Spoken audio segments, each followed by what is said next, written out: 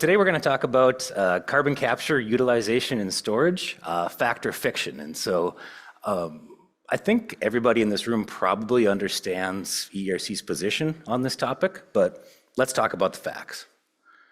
So just for those of you that aren't maybe as familiar with CCUS technology, it's really about taking CO2 from a major source, a point source, generally speaking, and putting it deep underground. We like to put these graphics up here to really illustrate to everybody and to the general public as well just how deep we're injecting these things. And if you look at bullet point number 4 there, really we're talking about injecting CO2 for permanent geologic storage or for enhanced oil recovery. And so the U in CCUS really is that utilization. And that's what I think all of you are really interested in. And from our perspective, we think it makes a lot of sense to utilize the CO2 for something as opposed to just straight storage.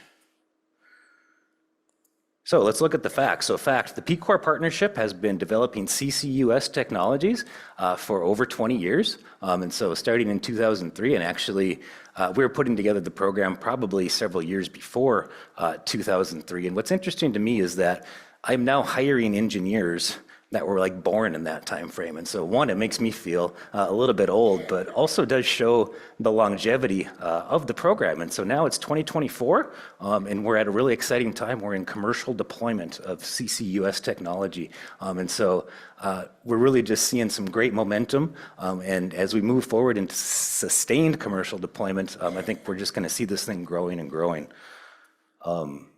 So fact, 261 sponsors of Peace Corps since 2002.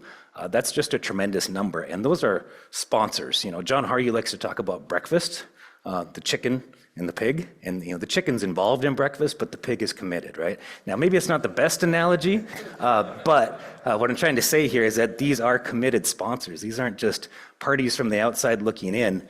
They're actually interested in the program and providing financial contributions, and thank you for those sponsors in the room here today.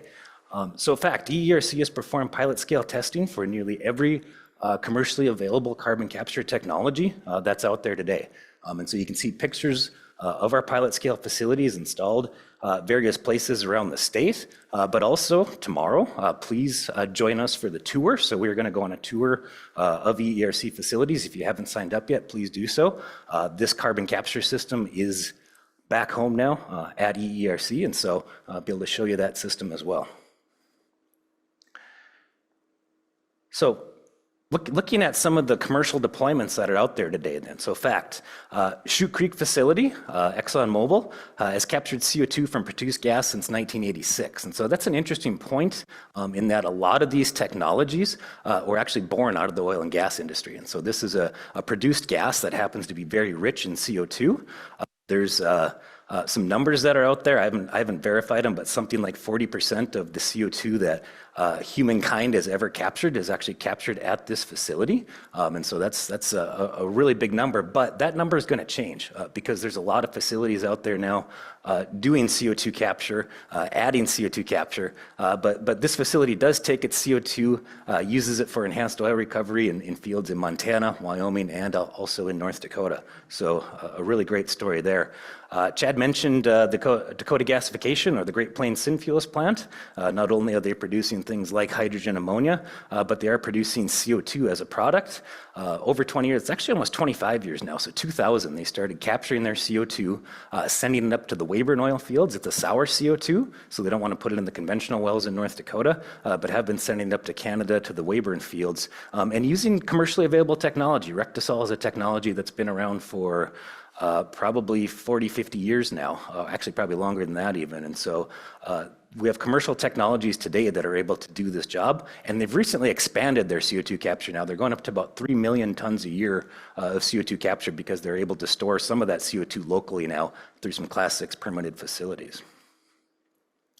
So it's a fact, Red Trail Energy is now commercial, so 180,000 metric tons per year of CO2 that's being stored by Red Trail. They're grabbing CO2 off of their fermentation process where they make ethanol. It's relatively easy to grab that CO2 from those fermenters and be able to store it underground. So that's a great project that actually just got started here June of 2022 and has been doing great in operation ever since.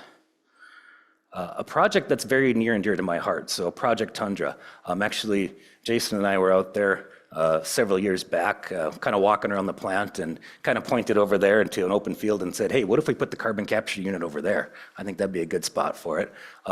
Fast forward to 2024, all the designs have been completed for that approximate location. And in the coming months, they're actually going to be making a financial investment decision on whether to move forward with Project Tundra. I'm confident they will. That's my personal opinion, no inside information there. But they're actually going to be capturing 4 million tons a year of CO2 with Project Tundra.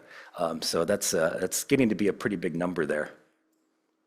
And then Coal Creek Station, that's the largest coal-fired power plant here in North Dakota, produces 1,100 megawatts of reliable, affordable baseload power, was in danger of shutting down. Rainbow Energy came in, kept that plant operational, which is a great thing. I believe the MISO grid last summer was very much on the ragged edge, about 1,100 megawatts away from potential rolling blackouts. And so to have that asset online was critically important for us just even last summer. And we see that being even more challenging going forward. They're full speed ahead on a feed study for that system. And in fact, going to be wrapping that up here in hopefully the 2024 this year yet. And we're looking at 9 million tons of CO2 per year from Coal Creek Station. And so we're getting to be some pretty big numbers from these facilities. And then Jim showed this slide briefly. This is a little different version, but just showing the just conventional oil fields. We need 358 million tons of CO2. And so when I'm saying numbers like 4 million from this plant, 9 million from this plant, we can capture CO2 from those facilities for a long time and still not meet the requirements of just the conventional fields. And that just doesn't even start to even talk about the Bakken, which needs a lot more CO2 as well. So plenty of storage capacity in North Dakota.